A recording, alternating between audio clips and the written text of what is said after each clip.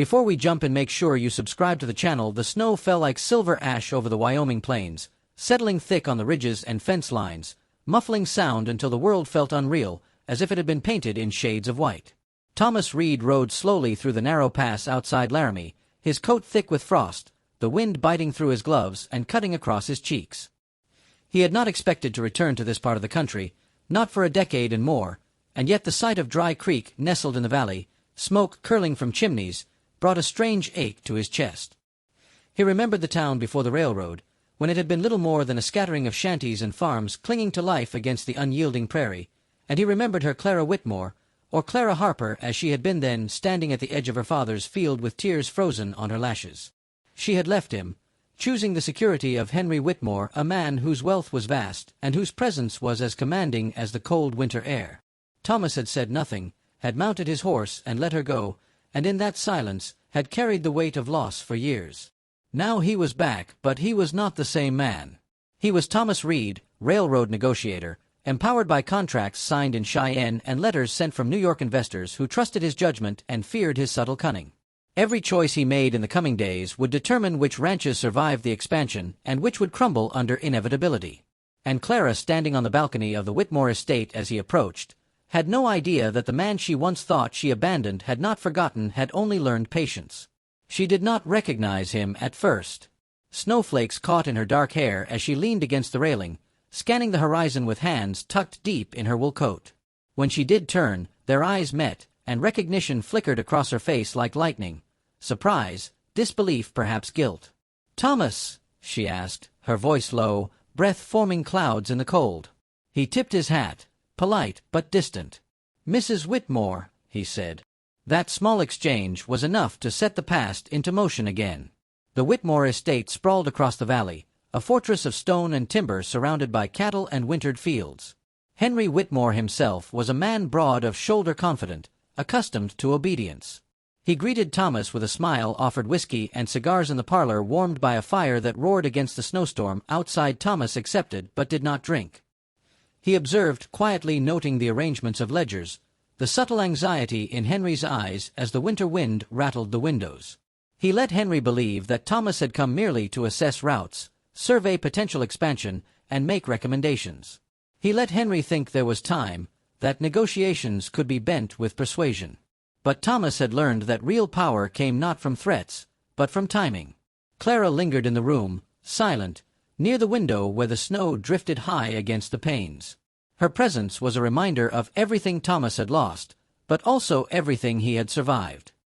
He remembered their youthful conversations on the Harper farm, promises whispered in the fading light of summer evenings, and how she had left him when fear outweighed hope. "I heard you died," she said finally, her voice tentative, as if testing the waters of memory. "I heard you married rich," he replied, calm and measured, and the corner of her mouth twitched with something like humor and regret combined. Over the following weeks, Thomas's work in Dry Creek and the surrounding ranches unfolded quietly.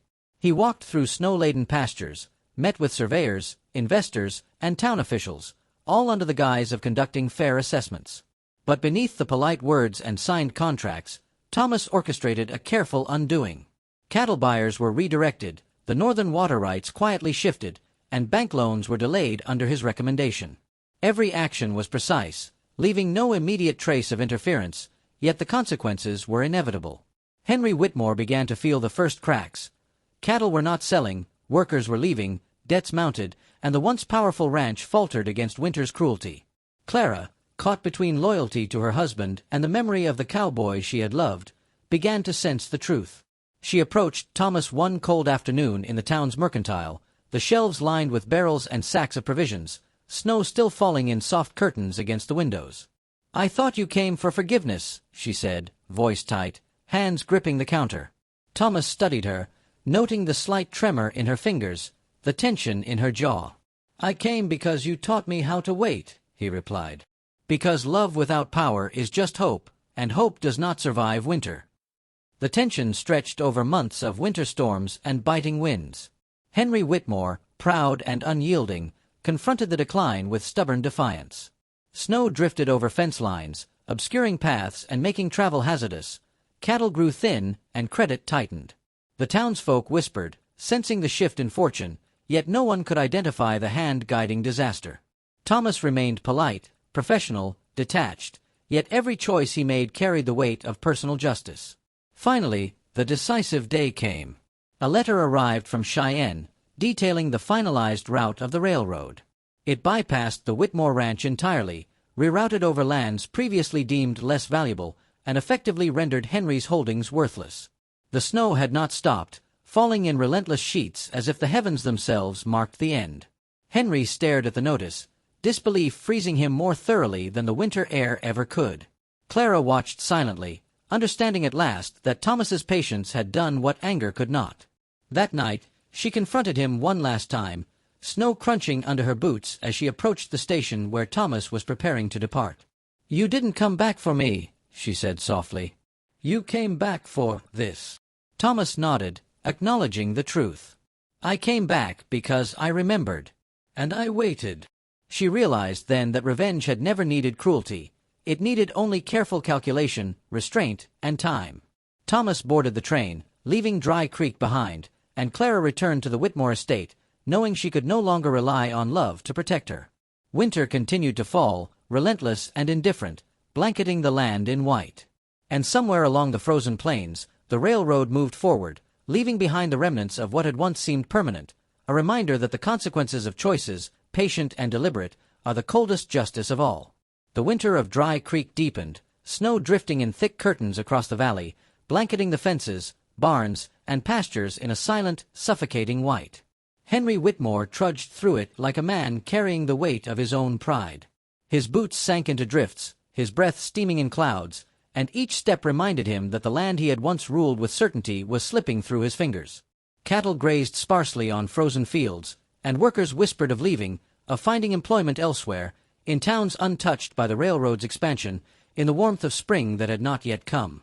The Whitmore Ranch, once the jewel of the eastern Wyoming territory, had become a prison of ice, isolation, and impending ruin. Clara moved quietly through the main house, her dark coat dusted with snow, boots leaving prints on the polished floor. She carried firewood from the back shed into the parlor, the wind howling like a chorus outside. She had come to understand the truth. Thomas Reed had not returned to torment Henry with malice. He had returned with patience as sharp as steel. His choices had orchestrated Henry's downfall without ever raising a hand. And yet, the subtle cruelty, delivered with precision, weighed heavily on her heart. She remembered the young cowboy who had begged her to wait, who had promised that love could survive anything, and the man she had abandoned in search of security now stood invisible, a ghost in every ruin Henry suffered. Henry entered the room, shoulders tense, eyes hard, his voice a rasp against the crackle of the fire. "The bank in Cheyenne has called in half the loans. The cattle buyers are refusing to honor last season's agreements. They say the line bypassed us because of market instability." He spat on the hearth, frustration freezing in the cold air. "I've never been caught off guard like this." Clara did not answer immediately. She stacked the last piece of wood in the hearth and knelt to stoke the embers. "It's not luck," she said softly. "It's calculated. Someone wants this land to fail." Henry's face darkened. "Someone? You mean him?" He did not say Thomas Reed, but the accusation hung in the air like smoke. "He returned to town," he smiled, "he watched, and now everything I've built is worthless."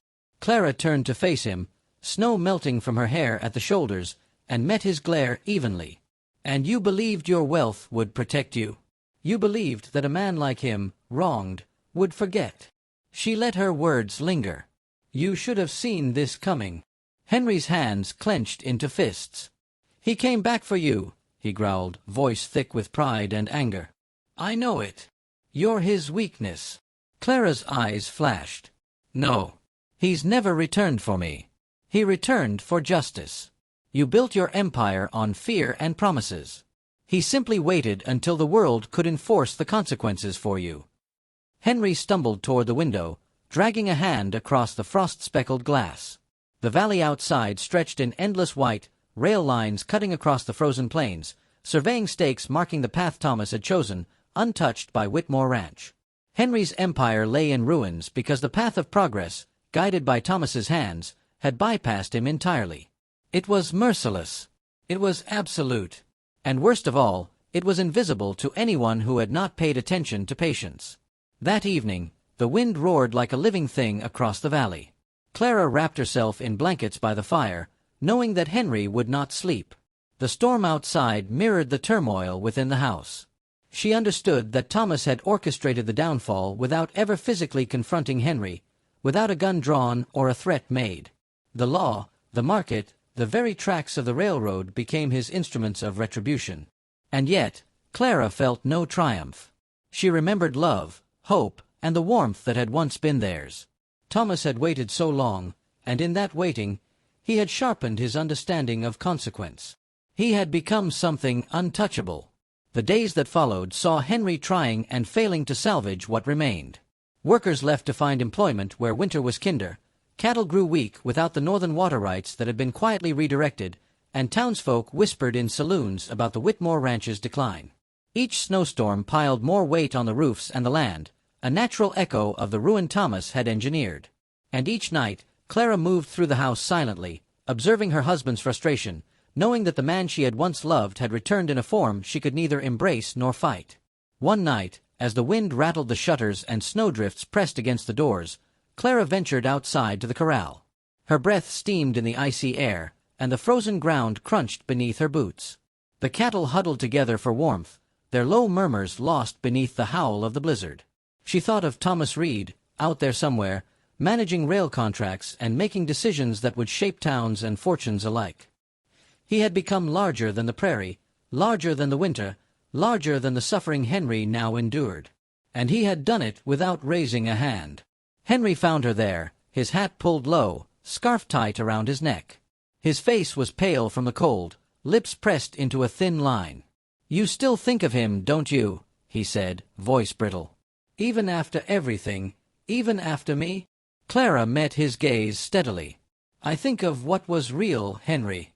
Not what we tried to build on fear or ambition. Not what came from choices you made to protect yourself. I think of truth." Henry's shoulders sagged, the weight of the snow and winter and loss pressing down. "He destroyed me," he whispered. "And yet, he didn't touch you." "Why? Why leave you untouched?" "Because he never came for me," Clara said, voice steady, but eyes glistening. "He came to enforce justice. You built your life on sand, Henry. Thomas only redirected the tide." The winter dragged on, relentless, as Henry's fortune crumbled, and Clara watched quietly. Snow covered the fences, drifted over the grazing fields, piled against barns until they looked like icy tombs. She felt the quiet satisfaction of survival, not victory, and understood that sometimes love and revenge could coexist without intersecting. Thomas's love had been patient, his revenge meticulous, his departure inevitable. When spring finally hinted at its arrival, thawing the snow just enough for cattle to graze again, Thomas Reed returned briefly to Laramie for meetings. Clara met him at the station, the wind still sharp, the prairie thawing slowly beneath a gray sky. "You never forgot," she said.